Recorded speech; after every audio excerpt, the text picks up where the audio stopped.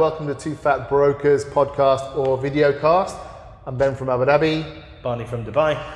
Today we're going to be talking about a new announcement. It was announced a while ago, but it's just recently been put in place by Dubai, and that is retirement visas. So, just to give a brief outline, you can now get a 5-year retirement visa if you're over the age of 55 and you have one of the following: a property worth 2 million, a million in savings, or an income of 20,000 dirhams. So you can get I think it's a month, yeah, and I think it's a 5-year retirement visa. So renewable every 5 years. Yeah. So I think this is, we've done another podcast on this. This is one of the initiatives by the UAE government as a whole. Specifically here, we're talking about Dubai, although this has been debated by Abu Dhabi as well.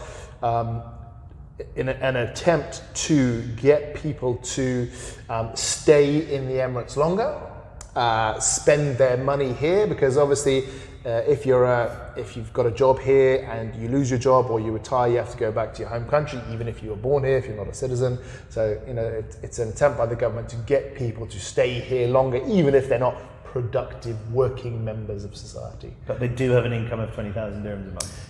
Yes. And they do have asset value here. So they would be considered somebody that's gonna spend money and boost the economy. Well, they might have an income of 20,000. That's true, they might. Yeah. So okay, I think, let me caveat everything I say after this, because I might be a little bit controversial, which he's going to hate.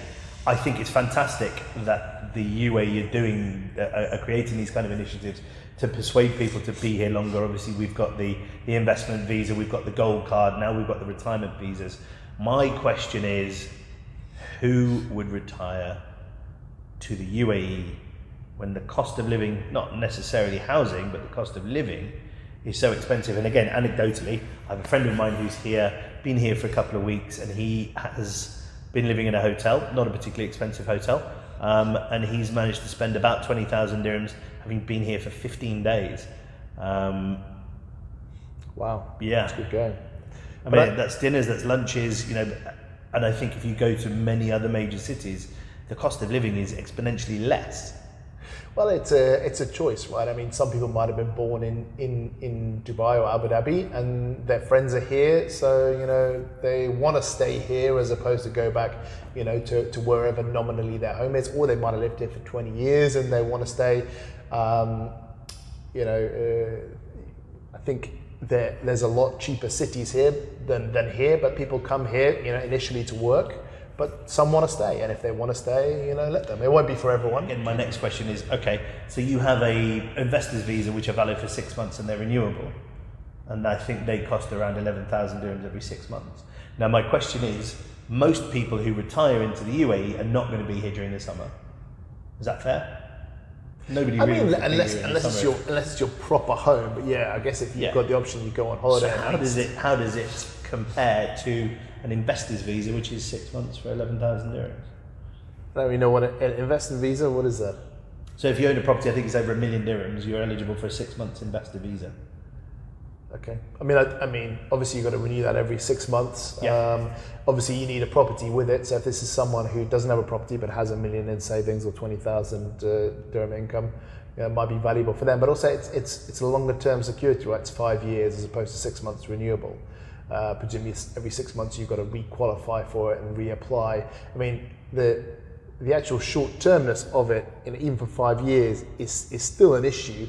I would want the retirement visa to be longer, because as soon as you're 55, fine, 5-year visa is great, but what if you're 80 or 85 and you want this visa because you want to, presumably live here for the rest of your life? You don't want to be 85 and all of a sudden, you don't qualify for this visa for some reason, and then you have to move and start a new life somewhere else at 85. So you want that, you want that security through. And I think presumably if you meet one of the 3 requirements, you then get to renew it for another 5 years. Yeah, but I mean, maybe you've got 1 million in savings and then you're eating 3 years savings, and then you've only got 950,000, so you don't qualify anymore. So then you have to leave.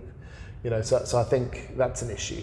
Well, that's up to the individual. I mean, there are reasons that you would have your visa in any country revoked, aren't there? This is one of their caveats. I understand. Yeah, but I mean, I think there's no way that you can be a burden on the state if you're a retiree here, right? Because you need health insurance. You don't have health insurance, So and obviously there's no welfare if you're homeless or you don't have any money. So you can't be a burden on the state. It's not possible. The state is never going to pay for you.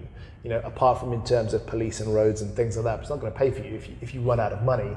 So I think they should offer longer term, lifetime retirement visas if you've worked here for a while or you hit these thresholds initially. I think now we're paying VAT as expatriates. I think there's going to be more of a calling for that. Yeah. But I think for that to be possible, then taxation, as it were, would need to increase.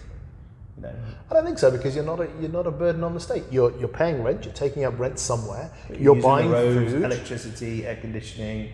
Yeah, but you're paying for electricity and air conditioning. The only things you're not paying for is police, roads, the civil malls, defense, and things like that, which are But you're semi-government owned. But you're spending, and that's what the government wants. The reason why it's having these things is it wants more people here to take up real estate and buy, but it wants more people here to spend money and plow that money back. Tourism, I suppose, to a degree, because if your grandparents are living here, you're more likely to fly out to see them.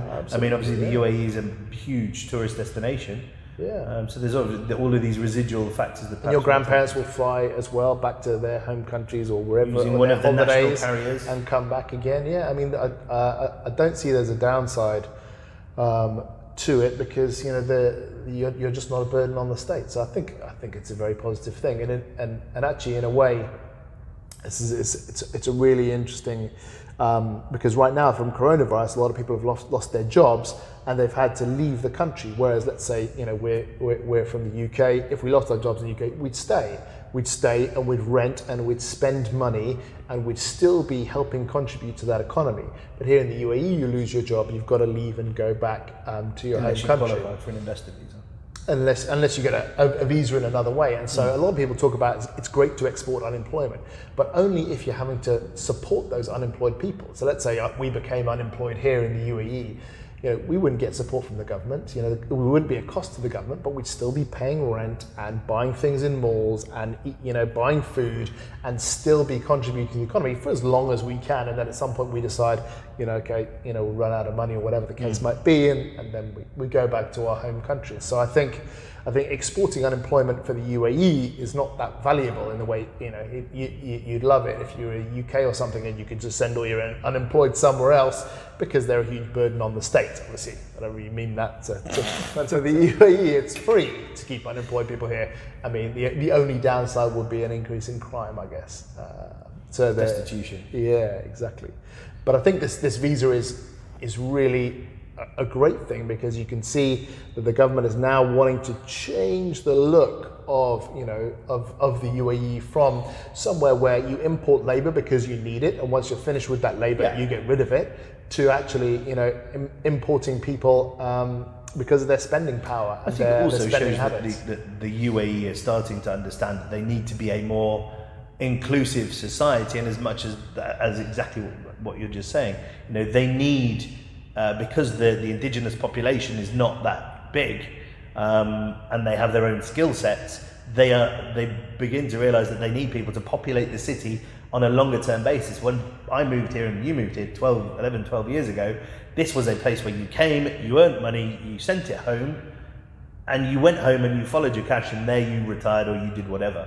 Whereas now they're trying to make it more of a city for life, which, at the end of the day, with all of the visa changes that they're making, is a fantastic thing. Yeah, I saw a good interview with Tim Cook from Apple, and they were talking to him about immigration.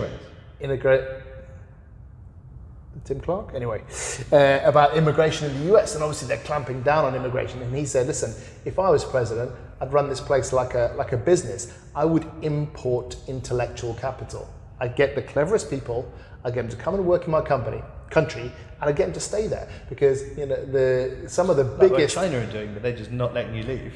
I don't. China's not that keen for other people to come in. They do. Proprietary information. Anyway. But yeah. So even if one of those super clever people who works wherever, they lose their job, what they'll often do is start their own business, all right? And build a business, there and use their own intelligence and knowledge to build a business. Here in the UAE, I think it's missing out there because as soon as you lose your job, unless you've got all that prepared, you have to leave. And maybe you'll go and start that business in your own country. So I think it'd be a great idea for the UAE to import that intellectual capital because it's a fantastic place to live in, and there's nowhere really like it in this area where you can draw from Eastern Europe, the whole of the Indian subcontinent, North Africa, even sub-Saharan Africa. So you can actually draw a huge amount of intelligence in here, but you don't want it to just come in here and, let's say, work for the government and then leave. You want them to come in here and stay and build their businesses. And there's a huge, I don't know what it's like in Dubai, but right now in Abu Dhabi, there's a huge drive towards tech and startups and all that kind of fintech, medtech, everything. SMEs are what drive intellectual capital. Yeah, so I think going back to what we're talking about here in the retirement visa, hopefully it's a thin end of the wedge of a big attempt by the UAE to bring brains and intelligence into the UAE. Yeah, and keep them as here. mentors. They've always been good at bringing brains into the UAE. Great examples here. I reckon they get rid of us. Tweedledum and Tweedledee. Two fat brokers. Yeah. We have been Two Fat Brokers. What a great place to end on. Thank you very much. We have been Two Fat Brokers. See you next time.